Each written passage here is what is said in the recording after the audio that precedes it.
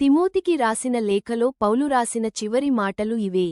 వివిధ చర్చి విషయాలపై చాలా సూచనలు ఇచ్చిన తర్వాత ఆయన ఇప్పుడు తన లేఖను కొన్ని తెలివైన సలహాలతో ముగించాడు.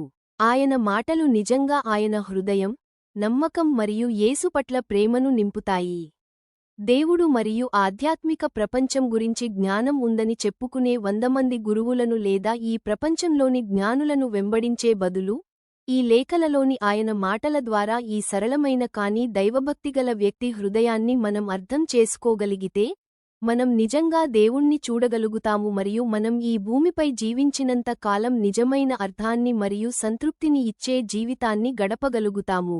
క్రైస్తవుడిగా మనం పట్టుకోవలసిన మొదటి పునాది ప్రకటన ఏమిటంటే, మన జీవితం ప్రపంచాన్ని మరియు దానిలోని వస్తువులను వెంబడించడానికి ఉద్దేశించబడలేదు. 1 తిమోతికి ఉదయం 6:11 దైవజనుడా, నీవైతే వీటివి విసర్జించి విడిచి పారిపొమ్ము, నీతిని భక్తిని విశ్వాసమును ప్రేమను ఓర్పును సాత్వికమును సంపాదించుకొనుటకు ప్రయాసపడుము వెంటాడుము. ప్రార్థన పరలోకపు తండ్రి వాక్యం యొక్క మరణం మేము గ్రహించుకొనుటకు సహాయం చేయండి ఆమెన్. పౌలు, ఓ దైవజనుడా నీవు వీటిని విసర్జించు అని చెబుతున్నాడు. 1 తిమోతి 6:11లోని తన మునుపటి ప్రకటనలకు సంబంధించి ఆయన ఇలా చెబుతున్నాడు. 1 యోహాను అర్ధరాత్రి 2:17లోని మరొక వచనం కూడా చెబుతుంది. అది ఇలా చెబుతుంది. లోకాన్ని లేదా లోకంలో ఉన్న వస్తువులను ప్రేమించవద్దు. దీనిలో పౌలు 1 తిమోతి 6:11లో మాట్లాడిన డబ్బు మరియు ఆస్తులు ఉన్నాయి. ఎవరైనా లోకాన్ని ప్రేమిస్తే తండ్రి ప్రేమ అతనిలో ఉండదు. ఈ వచనంలో ఒక స్పష్టమైన ఆజ్ఞ మరియు 3 వివరణలు ఉన్నాయి. ఆ ఆజ్ఞ, లోకమును ప్రేమించవద్దు. మనం నివసిస్తున్న సంస్కృతిలో మన తల్లిదండ్రులు, ఉపాధ్యాయులు, స్నేహితులు జీవిత లక్ష్యం భౌతిక వస్తువులను భూసంబంధమైన వస్తువులను సంపాదించడమే అని మనకు బోధిస్తారు.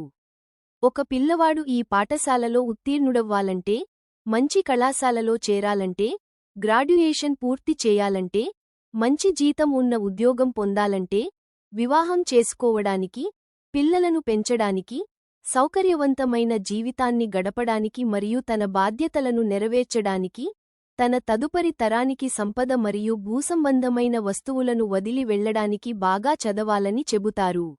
ఇదంతా కూడా లోకం. ఎవరైనా లోకాన్ని ప్రేమిస్తే తండ్రి ప్రేమ అతనిలో ఉండదు. లోకం పట్ల ప్రేమ తండ్రి పట్ల ప్రేమను బయటకు నెట్టివేస్తుంది.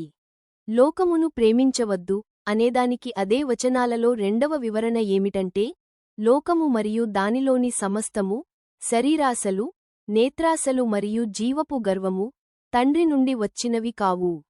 లోకాన్ని ప్రేమించవద్దు అనేదానికి 3వ వివరణ ఏమిటంటే, లోకం దాని కోరికలతో పాటు గతించిపోతుంది. దేవుని చిత్తాన్ని చేయడం ఎలా ఉంటుంది? ఇది దేవుని మరియు దైవిక విషయాలను అనుసరించే జీవితం. 1 తిమోతి ఉదయం 6:11 ప్రకారం ఇది నీతి, భక్తి, విశ్వాసం, ప్రేమ, స్థిరత్వం మరియు సాత్వికాన్ని అనుసరించడం. ఇది క్రైస్తవుడిగా మన అన్వేషణ పరలోక సంబంధమైనది. 12వ వచనంలో పౌలు ఇలా అంటాడు. నిత్యజీవమును చేపట్టుము, దానికొరకు నీవు పిలువబడి అనేక సాక్షుల ఎదుట దాని విషయమై మంచి ఒప్పుకోలు చేసితివి. చివరగా ఈ వచనం, దేవుని చిత్తాన్ని చేసేవాడు నిరంతరమూ నిలుచును అనే ప్రోత్సాహంతో ముగుస్తుంది. మన అన్వేషణ స్వర్గపు అన్వేషణ కాకపోతే మనం ఎప్పటికీ నిజమైన ఆనందం మరియు సంతృప్తిని కనుగొనలేము. చిన్న ప్రార్థన చేద్దాం. ప్రతి క్రైస్తవుని పట్ల దేవుని చిత్తం నెరవేరాలని ప్రార్థన చేస్తున్నాను ఆమెన్.